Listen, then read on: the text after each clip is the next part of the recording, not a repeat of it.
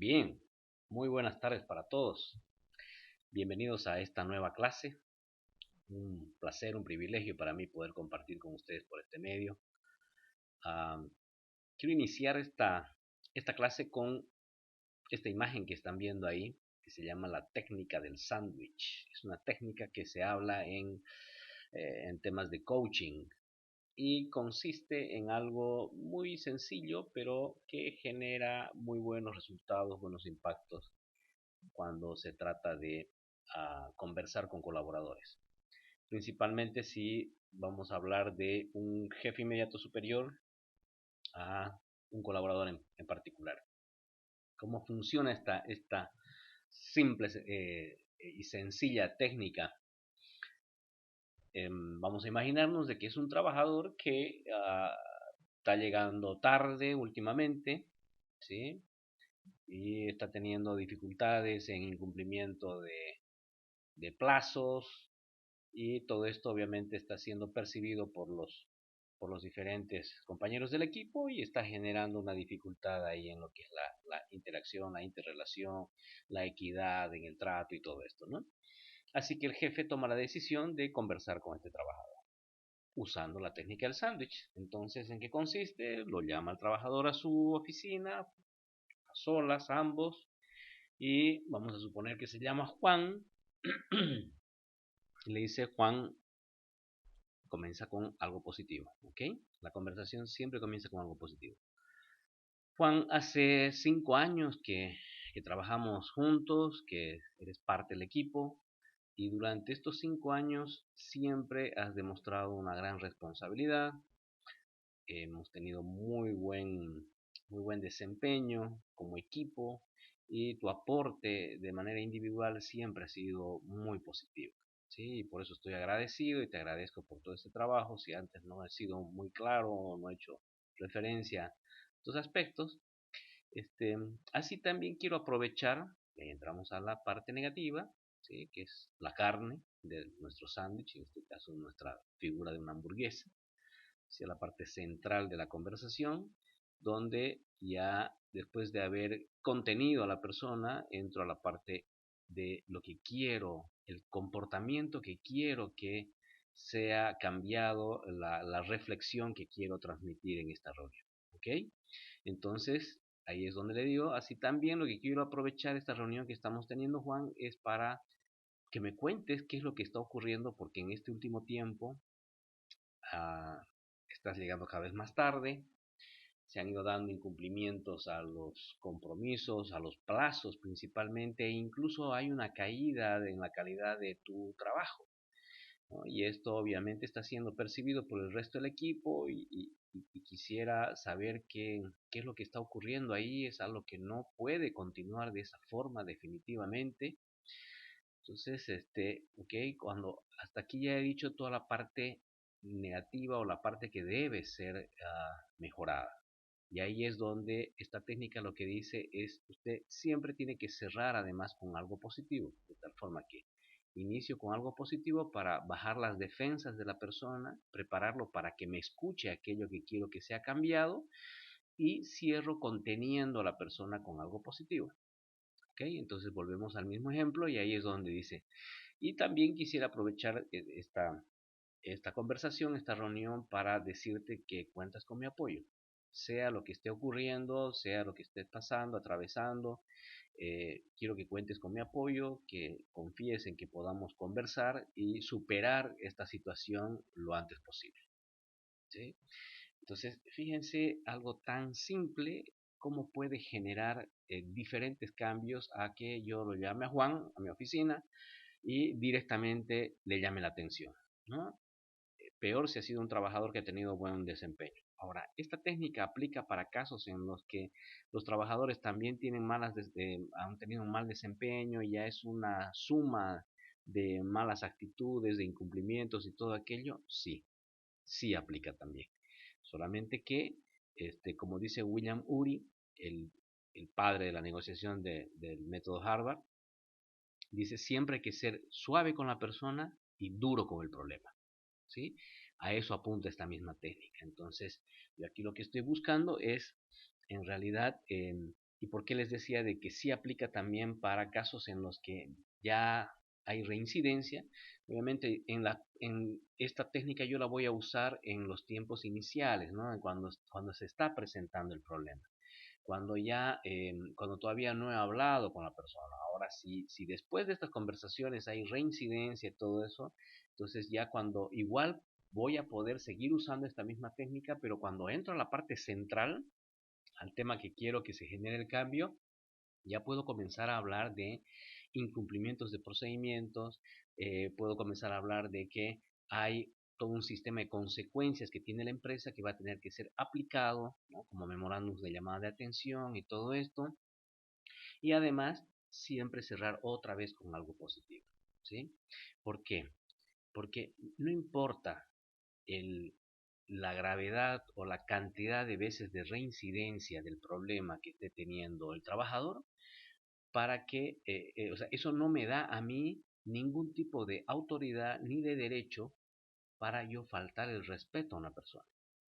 Es más, si yo entro de manera directa y dura, lo que voy a hacer más bien es generar mayor resistencia en el otro. Y lo que yo tengo que buscar es recuperar a mis trabajadores. Lo que tengo que hacer es evitar que esto se siga convirtiendo en un problema, ¿sí? En un caso conflictivo dentro del equipo de trabajo. Entonces, y de eso es precisamente de lo que quiero hablarles en esta clase. ¿Sí? Quiero que nos concentremos en ver, ok, hemos venido hablando de diferentes herramientas, ¿no? De código camerino, de el Employee Journey Map, y bueno, una serie de herramientas más que han sido transmitidas a lo largo del módulo. Ahora, la pregunta es, ¿en qué momento yo voy a aplicar aquello, al igual que esta técnica? ¿Es solamente eso que yo estoy llamado a hacer para poder fortalecer la cultura organizacional en la empresa? No, definitivamente. Esas son herramientas que hemos estado comentando, ¿sí? Incluso cómo lograr llegar a esa cultura interdependiente, que es lo que plantea la curva de Bradley de la empresa DuPont. Igual, entonces ahí es donde ya aplica la pregunta de realmente cuál es nuestro punto de partida, ¿no? ¿Cómo, cómo avanzamos en esto? Yo les pregunto a ustedes, ¿cuál es el punto de partida después de todo lo que hemos visto a lo largo de este módulo? ¿Sí? ¿Cuál es el punto de partida? O sea, estábamos hablando de que queremos lograr esa cultura interdependiente, ¿no? Donde eh, el trabajador ha asumido plena conciencia de el aporte que tiene él, de lo que tiene que hacer y cómo tiene que desempeñarse y todo eso para que puedan alcanzar mejores resultados. Y además está consciente de su grado de influencia en el resto de los compañeros, de tal forma que es sumamente importante el que él pueda empoderarse de tal forma que si ve que algún compañero está incumpliendo algún tipo de procedimiento, qué sé yo, él al margen de que sea o no un gerente, un jefe, tiene la autoridad para poder conversar y buscar generar esa interdependencia, donde los unos necesitamos de los otros, donde no hay unos ganan y otros pierden, es o todos ganamos o todos perdemos. No hay estrellas individuales, sino estrellas de equipo. Todo eso lo hemos venido hablando, ¿sí? Ahora, dijimos para llegar a esa cultura interdependiente, normalmente uno pasa por una cultura independiente, ¿no? Que es donde me concentro en yo hacer las cosas de manera correcta, yo alcanzar los resultados, yo cumplir los procedimientos, yo quedar bien ante el jefe, ¿sí? Ya yo he asimilado aquello y lo quiero hacer por un tema de convicción propia, no necesariamente por un tema externo. Sí, habíamos hablado de que ya hablar de una cultura independiente e interdependiente es hablar de una motivación intrínseca, donde la persona hace las cosas con excelencia porque quiere hacerlas así, porque está convencido que tiene que hacerlas así. Ahora, previo a ello habíamos hablado que existe una cultura dependiente e incluso hablamos de una cultura reactiva, ¿sí? En esa cultura reactiva dijimos que es donde las personas creen de que los procedimientos, los formularios, todo esto que está hecho es para dificultar el trabajo, para generar mayor burocracia, ¿no? Y existe un rechazo a poder cumplir con todo aquello. Hemos hablado del triángulo del fraude, les he contado ese caso de los bancos, cómo trabajar este tema del fraude, porque si yo no voy cuidando la base de la pirámide, va a hacer de que llegue a hacerse cada vez más grande el problema, ¿no? Entonces, fíjense, aquí estoy yendo igual usando una pirámide, donde en la cúspide está nuestra cultura interdependiente. Entonces, ¿cuál será la base? ¿Cuál es la base? ¿Cuál es el punto de partida para poder transcurrir todo esto y lograr llegar a esa cultura interdependiente? Porque hay empresas que se quedan en una cultura reactiva. Ese es el aire, el clima que se vive, que se respira dentro de estas empresas. Hay otras que se quedan en una cultura independiente, que es donde lo que reina es la competitividad y no la excelencia, ¿no? Hay una gran diferencia y la competitividad, yo busco yo hacerlo bien, yo estoy convencido que debo hacerlo bien, pero solamente cuido mi resultado. Sacarla, lo que comúnmente se dice, tienes que sacar la pelota de tu cancha, ¿no? Y ahí es donde se forman las islas en las empresas. Esta es la base. Esa es la base del trabajo, ¿sí? Por eso es que les he venido diciendo de que solamente hablar de motivación, ¿cómo voy a poder hablar yo de motivación al personal? ¿Cómo voy a poder hablar yo de adecuada comunicación al personal? ¿Cómo voy a poder yo hablar de generar una cultura interdependiente, un trabajo de equipo, un clima laboral adecuado y todo aquello, si esta base de esta pirámide no ha sido trabajada? Es decir, si la empresa no tiene un plan claro a cumplir, ok, por ahí algunas empresas no tienen un plan estratégico como tal, pero tienen que tener algún plan definido, ¿sí? Em, Ustedes podrán pensar, no, pero todas tienen que tener un plan estratégico, eso es lo ideal, y así debería ser, pero hoy por hoy siguen habiendo muchas empresas que no tienen un plan estratégico. Sí tienen un plan operativo, sí tienen un plan comercial, sí tienen un plan de marketing para desarrollar durante el año, pero ¿cuál es su plan estratégico?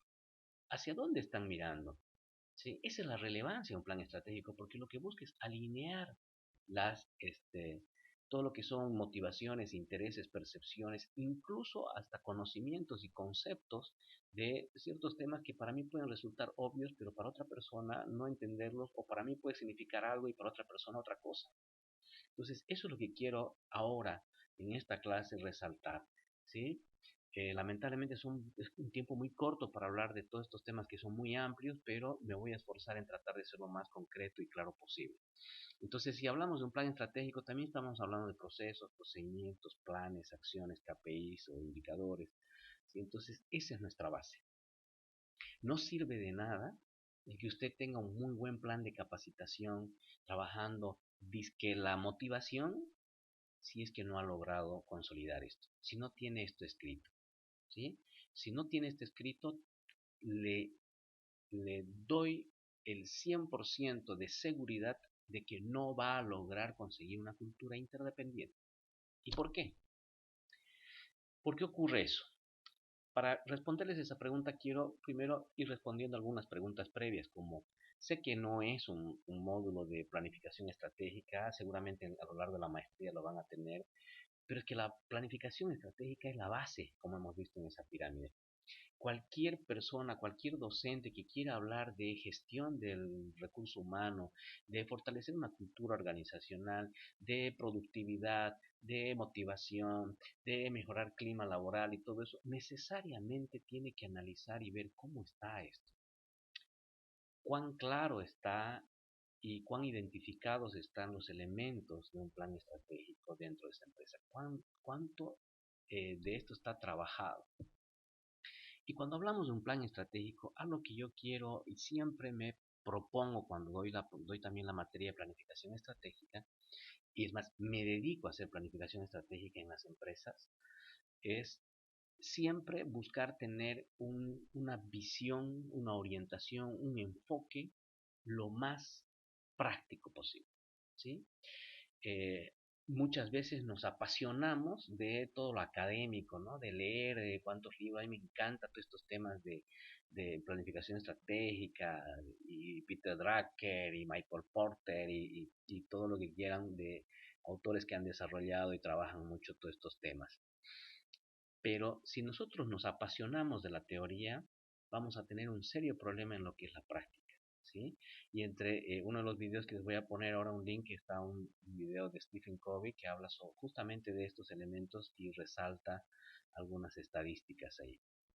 Entonces, fíjense aquí, cuando hablamos de plan estratégico, estamos hablando de algo que va a ser más o menos complejo dependiendo del grado de madurez del modelo de gestión de la empresa y del grado de madurez del equipo gerencial y en general de la fuerza laboral de la empresa, ¿sí? Si yo estoy elaborando un plan estratégico para Tigo, una empresa multinacional que ya desarrolla y trabaja mucho estos temas, evidentemente cuando hablo de un diagnóstico y que todas las empresas hacen un FODA, entonces en este caso voy a incorporar otros elementos más y hacer algunas matrices adicionales y analizar mi macroentorno, mi microentorno y todo aquello. Hacer mis cruces de variables de mi maximax, de minimax y todo lo demás que hay, todas esas estrategias y herramientas que se hacen porque ya hay un grado de madurez lo suficientemente dado para poder dar ese énfasis y dedicarle ese tiempo. Pero si es una empresa, una organización que recién está comenzando a trabajar en esto, entonces, y yo comienzo a teorizar qué va a ocurrir, por eso hay consultores que hacen eso y está mal, porque lo que hacen es generar anticuerpos en esa empresa, en esa alta dirección, y comienzan a decir, ¿cuántas veces yo he escuchado de los ejecutivos decir, no, eso es algo teórico, hay que entrar a lo práctico, eso no funciona? Evidentemente, porque no han hecho ese cruce entre lo que es estos elementos que decía, ¿no? De estos análisis que hay que hacer del grado de madurez del modelo de gestión y de las personas y de lo que yo realmente voy a lograr instaurar dentro de un proceso como tal de planificación estratégica. Enseguida igual vamos a hablar de lo que es la diferencia de planificación estratégica y plan estratégico, ¿no?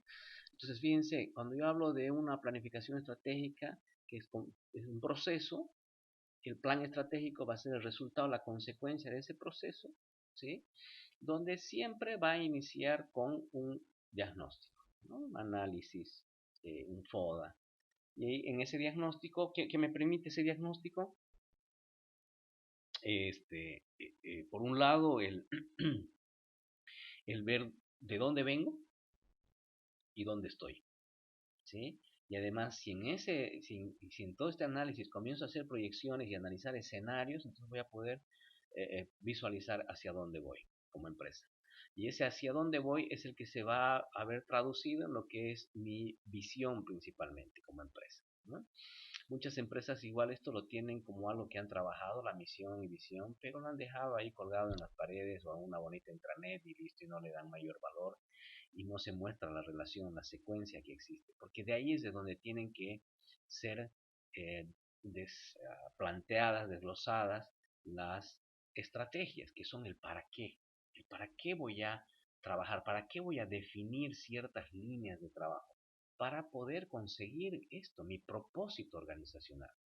Mis estrategias tienen que ser mi para qué, que son unas grandes líneas de trabajo, ¿sí? Esos para qué tienen que ser traducidos en por qué. ¿Por qué voy a hacer esto? Porque quiero lograr qué, ¿sí? Entonces, por eso es de que los objetivos estratégicos, definiéndolo en términos sencillos, son estrategias traducidas en grandes acciones. En grandes acciones que involucran a más de un área de la empresa. Eso es fundamental. Porque si un objetivo estratégico solo involucra a un área de la empresa, no es objetivo estratégico. Eso es un objetivo de área. Es que también es un error básico que se comete muchas veces, ¿sí? Luego, estos objetivos estratégicos deberían ser ya traducidos en cuánto, que son mis metas, que ya es la cuantificación como tal, ¿no? Ok, yo estoy decidiendo que voy a hacer estas cosas, ok, pero ¿cuánto de eso voy a lograr? Y ese cuánto tiene que ser ya traducido luego en el qué, ok, entonces, ¿qué voy a hacer voy en ese efecto embudo, ¿no? En esa visión embudo de lo general voy bajando hacia lo específico, fíjense, ¿no? Comenzó con un diagnóstico, he bajado una misión y visión, unas estrategias, unos objetivos estratégicos. Si hablamos de números, fácilmente podemos estar hablando, y esto les hablo de una empresa concreta que ahorita se me viene a la mente, que tiene 8 estrategias para alcanzar su misión y visión, ¿sí? De esas 8 estrategias se desglosan en 19 objetivos estratégicos. Esos 19 objetivos estratégicos cuentan con metas, donde cada objetivo estratégico mínimamente tiene una meta, lo mínimo, pero normalmente tienen 2 o 3 metas por objetivo estratégico, ¿sí? Y esos objetivos estratégicos tienen que después ser traducidos y esas mismas metas en iniciativas, que las iniciativas, como dice ahí, son esos grandes proyectos, esas grandes ideas que ya son puestas, volcadas a áreas de manera específica. Una iniciativa puede ser trabajada por más de un área, ¿sí?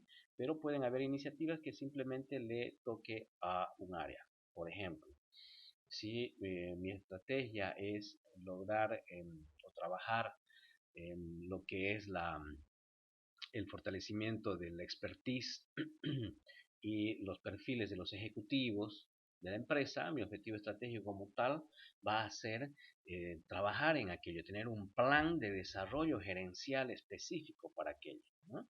Donde me involucre algunos otros indicadores de calidad y de desempeño que no necesariamente están a cargo del área de recursos humanos. El área de recursos humanos va a ser quien va a liderar ese plan de desarrollo gerencial, pero tienen que haber otras acciones además que involucren a otras áreas para que así sea un objetivo estratégico, como decíamos, ¿no? Entonces va a haber una meta que por ahí va a ser mi cumplimiento de un plan específico, un presupuesto, unas horas hombre de capacitación y todo aquello, y después eso mismo se va a traducir en algunas iniciativas, donde una de las iniciativas puede ser el plan de capacitación como tal.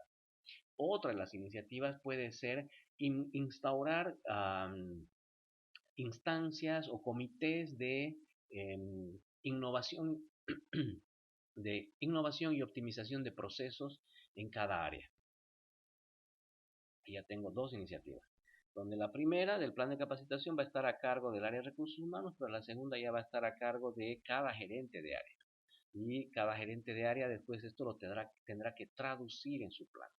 Entonces, cuando estamos hablando hasta este nivel, estamos hablando de lo que es nuestro plan estratégico. Y de ahí esto ya tiene que ser volcado a un plan operativo, a un plan anual de trabajo, donde ya ese plan anual como tal va a tener programas, va a tener actividades, metas, plazos, recursos, indicadores, ¿sí? Que justamente es el siguiente punto, que ¿qué es un indicador? Todo esto se convierte ya en el cómo de manera específica y detallada, ¿no? Los indicadores son esos datos clave del desempeño del negocio que permiten medir el éxito de las acciones a través del monitoreo. ¿Y por qué está después de esto los procedimientos? Porque yo les pregunto a ustedes, ¿será que todo lo que hace la empresa debería tener procedimientos de trabajo? La respuesta es no. ¿Cómo priorizo y cómo defino qué debería estar escrito en un procedimiento de trabajo y qué no?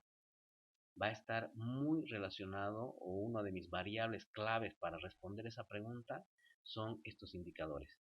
En función de los indicadores que yo tengo definidos, suponiendo que yo como área de recursos humanos tengo para esta gestión, qué sé yo, 8 indicadores que voy a ir monitoreando. De esos 8 indicadores se prioriza, se hace un pareto donde se identifican cuáles son los indicadores críticos, ese 20% que es el que impacta en el 80% del plan de trabajo del área. Y esos indicadores críticos son los que sí o sí tienen que tener procedimientos de trabajo, ¿sí? Ese es uno de los criterios que se sigue, ¿ok? Entonces, eso como un pantallazo general de lo que tiene que ver con todos estos temas estratégicos hasta bajar a la base de nuestro embudo, que ya es nuestros procedimientos de trabajo. Entonces ahí les dejo bajo esta misma línea una definición de lo que es la planificación estratégica como tal, que está puesto de la misma forma como les he explicado, como tal cual lo plantea Porter. Y esta parte de aquí abajo que es ya poniéndolo en palabras propias, digamos, ¿no? Que es lo que trato siempre de transmitir, de que, por un lado, la planificación estratégica, el plan estratégico, decíamos, va a tener más o menos complejidad en función de la organización, grado de madurez. Va a tener más o menos complejidad en función del tipo de negocio también.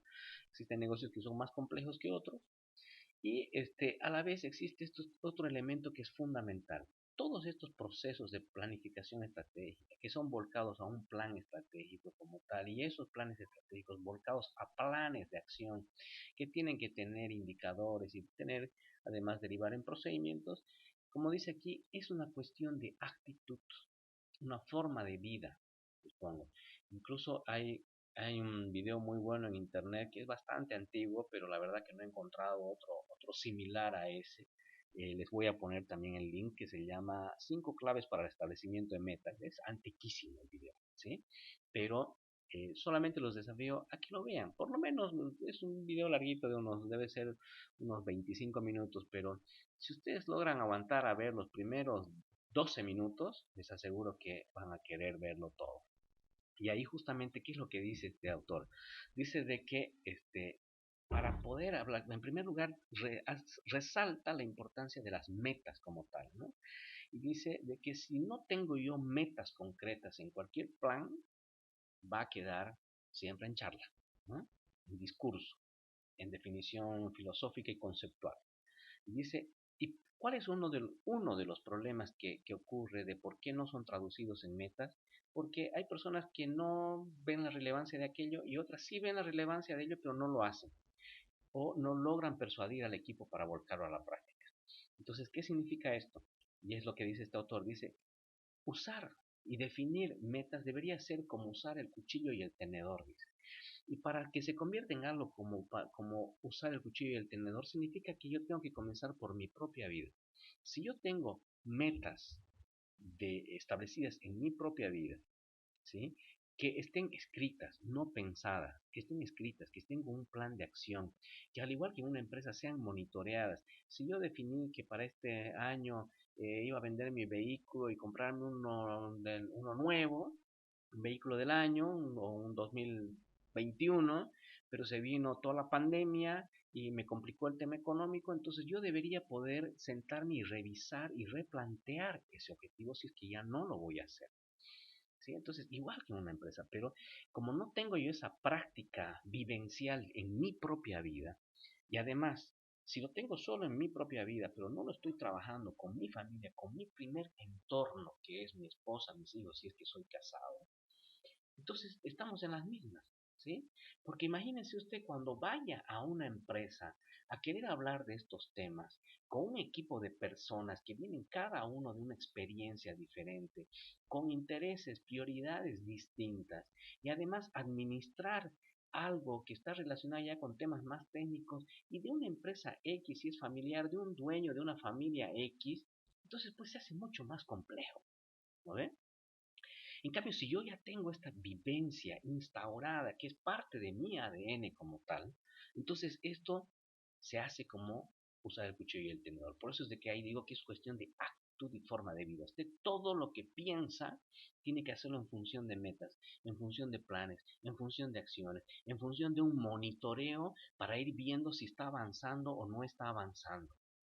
Y si no está avanzando, tener la capacidad de replantear, de revisar y todo aquello. ¿Sí? Entonces, siguiendo con esa lectura, es actitud, forma de vida que requiere determinación para actuar con disciplina, poniendo en práctica lo acordado. Esto es algo igual relevante.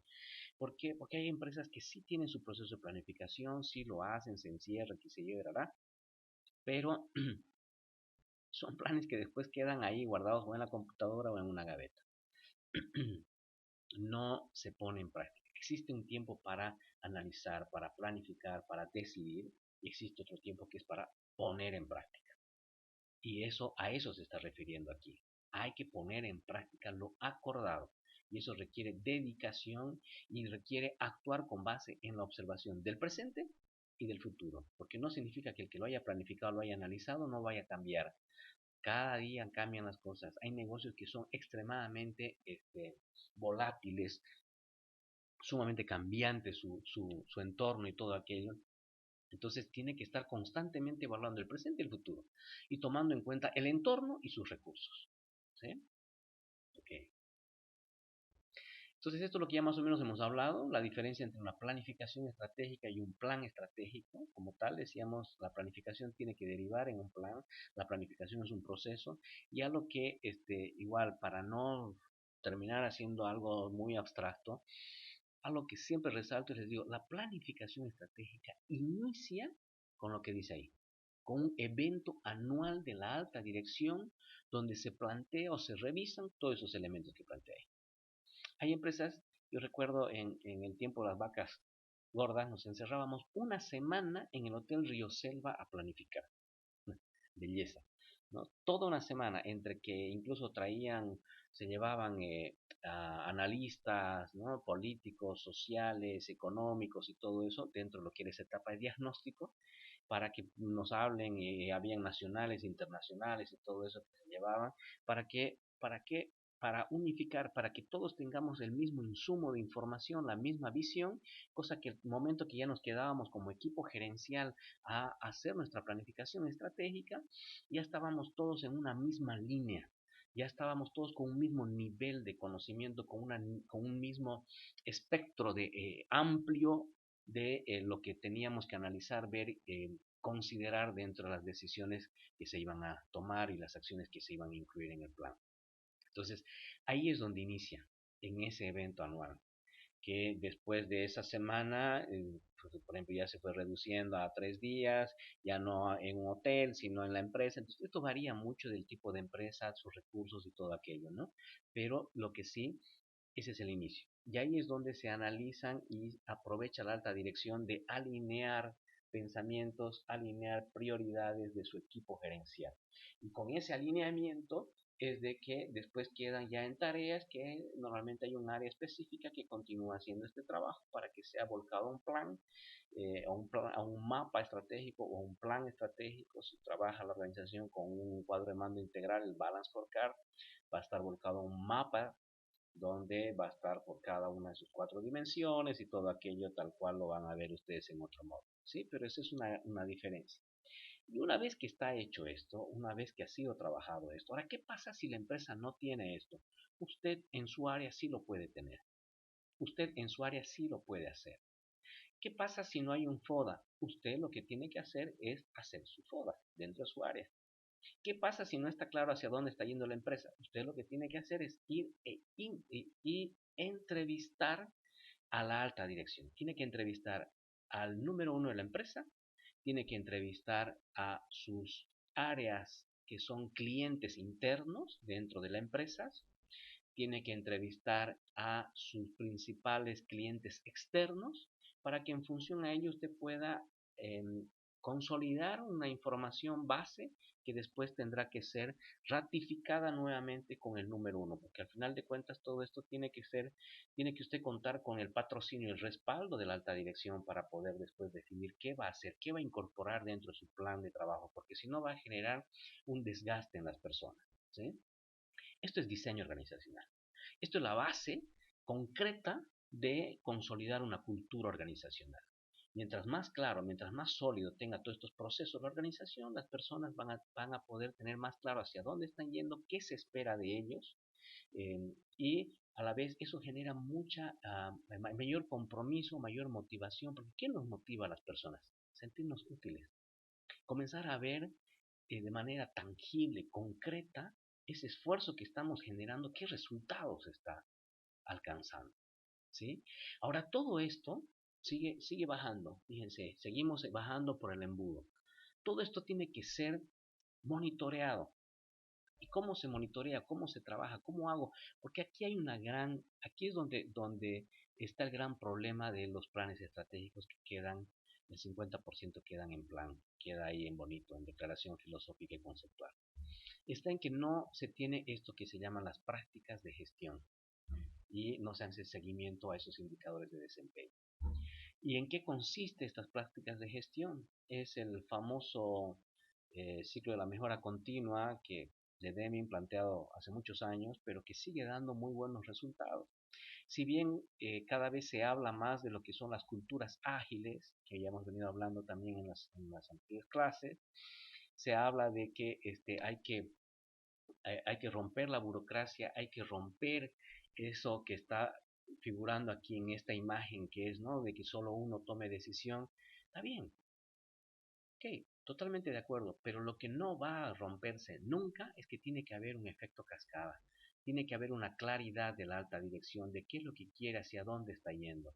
Y eso tiene que ser transmitido hacia abajo, y aquí nos están faltando las flechitas de abajo hacia arriba, ¿sí? Porque tiene que haber esa retroalimentación. Eso es lo que hace la mejora continua. Y mientras más ágil sea esto, hace que mi cultura de trabajo sea más colaborativa.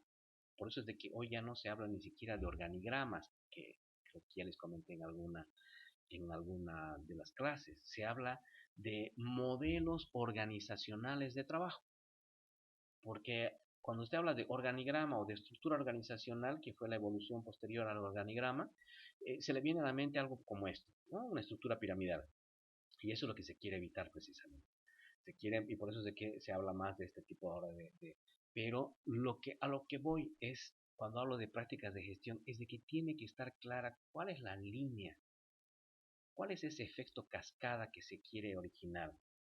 Que ese efecto cascada, si bien viene con el patrocinio, viene con la definición, con la línea clara desde la alta dirección, tiene que ser retroalimentado constantemente dentro de este proceso de la mejora continua. Y ahí es donde vienen estas preguntas claves, que las quiero leer textual. Las instancias de rendición de cuentas, tienen una sistemática de seguimiento en primera instancia. Valga la redundancia de instancia a instancia. Le pregunto, en la empresa en la que usted trabaja, en el área específicamente en la que usted trabaja, ¿hay instancias de rendición de cuentas? ¿Qué son estas? Reuniones de coordinación, los famosos comités, asambleas, como lo quieran llamar. O por ahí hay todos estos. Si me dice sí, ok, está bien. Tenemos esas instancias de rendición de cuentas. La siguiente pregunta es, ¿y hacen un seguimiento tienen una sistemática clara de seguimiento y de verificación de la efectividad de las acciones que son definidas en estas reuniones? ¿O no? ¿Sí? ¿Son adoptadas, son puestas en práctica estas decisiones? ¿Tienen programas? ¿Tienen planes? ¿Tienen proyectos? ¿Tienen acciones? ¿Tienen responsables? ¿Tienen plazos? ¿Tienen recursos definidos? Y esto se verifica, ¿sí? Ahora, la siguiente pregunta ahí sigue. ¿La sistemática incluye a los tres niveles de la estructura? ¿Ha permeado la estructura de la organización? ¿O solamente hay el famoso comité ejecutivo? Se reúne la primera línea gerencial y listo, ya quedó. Y abajo, no, es que no hay tiempo, es que no, todo el tiempo me está llamando el jefe. Yo le digo, a mí me ha tocado vivir eso. Me ha tocado vivir en organizaciones con un sistema de gestión totalmente muy bien estructurado, pero lograr yo tener esa disciplina de poder cumplir. Había quedado con mi equipo que nos reuníamos todos los lunes, ¿sí? Todos los lunes en la mañana era nuestra reunión de coordinación para definir lo de la mañana, porque además los viernes era nuestra reunión del grupo gerencial, donde se evaluaba la semana y se definía para la siguiente. Entonces, con consecuencia, la nuestra era lunes. Entonces llegaba el lunes y caramba, ay, me han convocado a reunión, uy, hay que presentar urgente eso, uy, la reprogramemos para mañana martes, no, ya no ha dado tiempo para el miércoles, no, ahora surgió esta otra cosa, ya no, ya es miércoles, mejor de una vez para el siguiente lunes y así. Entonces, y cuesta.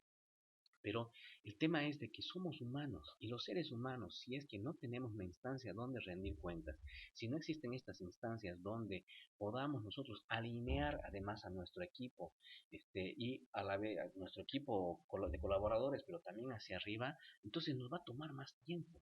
Es más complejo. Y esta otra pregunta, ¿el responsable de la acción o decisión rinde cuentas en instancias formales para lograr mayor involucramiento y responsabilidad? Otra vez, volvemos a lo mismo. Estas son prácticas de gestión. ¿Y cómo le ayuda a usted a fortalecer su cultura organizacional? Le ayuda en el sentido de que, lo que les decía, el rendir cuentas es sano, es saludable. Usted va a necesitar, si hace esto, va a necesitar menos usar la técnica del sándwich. ¿Por qué? Porque a las personas no les gusta llegar a las reuniones y decir, uy, no lo hice. por favor, una reprogramación de la actividad. ¿Sí? Entonces, no nos gusta a las personas quedar mal. Entonces, cuando usted tiene instaurada unas prácticas de gestión, de seguimiento, unas instancias de rendición de cuentas, una sistemática que funcione, un monitoreo y todo aquello, entonces eso fortalece las relaciones, porque usted evita desgaste, porque si no cada vez va a tener que estar yendo, hay ciertas personas que de por sí incumplen, no son tan efectivas, no son tan organizadas, tan disciplinadas, entonces esto les va ayudando a eso, ¿sí? Y además, esto es fundamental dentro de estas prácticas de gestión, ver cómo esto se va replicando, como decía, si ha permeado la estructura. Porque ¿qué es lo que pasa? Habíamos visto que en la planificación estratégica, después de nuestro diagnóstico, de nuestra misión y visión, están nuestros objetivos estratégicos, que estos son traducidos en metas, y estas metas tienen iniciativas, y estas iniciativas tienen que tener planes de trabajo, proyectos que tienen actividades, y ahí se va desglosando, ¿no? Imaginémonos que el objetivo estratégico 1 se va a desglosar en 3 proyectos o acciones, ¿sí? De aquí, este primer proyecto se va a volver a abrir en 6 acciones, 6 actividades. Entonces, fíjense cómo esto se va abriendo como un árbol, ¿no? Entonces, y esto es lo que se tiene que revisar en esas instancias de rendición de cuentas. Todo no. Existen niveles. A nivel estratégico, normalmente se revisa hasta aquí, hasta las iniciativas donde lo que hacen, por ejemplo, nosotros que hacíamos en Petrobras, trimestralmente se revisa el plan estratégico, ¿no? Donde los gerentes de área lo que hacen es van a rendir cuentas acerca de esas iniciativas que quedaron con sus áreas, iniciativas que además queda claramente cómo están aportando a los objetivos estratégicos, entonces van y rinden cuentas de si estaban, cómo está el avance y todo aquello. Pero imagínense que yo sea el gerente de recursos humanos y la reunión trimestral vaya a ser estamos en mayo, junio, que vaya a ser a fines de junio, ¿sí? Si yo espero al 15 de junio a reunir a mi equipo y ver cómo me está yendo con esa iniciativa, uno que estaba a cargo de recursos humanos y que imagínense que esta iniciativa habla del plan de desarrollo gerencial. Si yo 15 días antes de la reunión quiero ponerme al día de qué se hizo, qué no, qué dificultades hubo, con seguridad voy a ir a la reunión de revisión del plan estratégico y no me va a ir bien. Entonces, esto le obliga al gerente de recursos humanos, me va a obligar a mí a tener reuniones con mi equipo. Entonces, imaginémonos que somos una empresa grande donde dentro de la gerencia de recursos humanos hay dos subgerencias, una de gestión del talento humano y otra de todo lo que tiene que ver con compensaciones, ¿no? Salarios y la parte administrativa. Entonces, ¿qué es lo que va a ocurrir ahí? Yo voy a ver de asignarle a quien corresponda, al subgerente, suponiendo el plan de capacitación, de desarrollo gerencial, le va a corresponder al de gestión de recursos humanos. Le voy a asignar a él esa tarea y le voy a decir que me arme un programa detallado de actividades, que son estas de aquí. En este ejemplo van 6, pueden tener 20, pero que esté volcado a un diagrama Gantt, ¿no? Un cronograma como tal, de programado versus realizado y todo aquello para poder ir viendo cómo se va avanzando. Entonces, este subgerente de recursos humanos, de gestión de recursos humanos, no va a poder esperar igual a una semana antes de la reunión con el gerente de recursos humanos a ver cómo va a avanzar, porque le va a ir mal. Entonces, este subgerente, ¿qué va a hacer? Va a salir de esa reunión con el gerente de recursos humanos y se va a ir a reunir con su equipo y en su equipo le va a decir a Pepito que tiene que hacer las 3 primeras acciones y a Juancito las otras 3 y va a tener una reunión de coordinación semanal, lo que defina, ¿no? Entonces, por eso es de que aquí va el nivel estratégico, táctico y operativo. Y aquí es donde, bajo el ejemplo que yo les decía, el estratégico revisa trimestralmente, el táctico de manera mensual y el operativo quincenal. Pero puede ser mensual, quincenal, semanal, depende de lo que se vaya a definir, ¿sí? Entonces, esto es fundamental y ahí es donde ya después esto va calando, va permeando la estructura, va haciendo que se instaure esta mejora continua, donde al final todos rendimos cuentas. Yo recuerdo, voy terminando, van 44 minutos, Yo recuerdo cuando recién entré a trabajar a la refinería, yo era gerente de recursos humanos y comunicación, y cada vez que uno tenía que presentar un proyecto, una acción al grupo uno, que se llama hasta el día de hoy, que es la primera línea gerencial, este, recuerdo que me paraba y yo daba mi presentación magistral explicando mi proyecto, ¿no? Llenándome la boca de todas mis ideas, y de pronto, ¡pum!, comenzaban a saltar las observaciones, no del gerente general, de todos los gerentes, comenzaban a sugerir, a opinar, a cuestionar y todo. Y yo recuerdo al inicio y decía, ¿qué pasa aquí? O sea, ¿para qué me han contratado a mí si tienen tanto experto aquí de comunicación y de recursos humanos? ¿Por qué ocurría eso y por qué me ponía yo a la defensiva? Porque yo no entendía que eso es la cultura de la excelencia. Esa es la cultura de la mejora continua. Entonces, como ya estaba eso instaurado, a mí me costó entrar en ese ritmo. Pero eso es lo que hace que las organizaciones realmente lleguen a la excelencia y como consecuencia al éxito. ¿Sí? Y esto, nuevamente ahí con esta última diapositiva termino, tenía más material que presentar, mañana voy a continuar con estos temas, o en la próxima clase voy a continuar con estos temas, y cómo cada nivel tiene un objetivo concreto, ¿sí? Y si cada nivel no cumple para lo que ha sido llamado, para lo que ha sido creado, para lo que ha sido contratado, ¿sí? Como por ejemplo que un ministro esté en la calle revisando.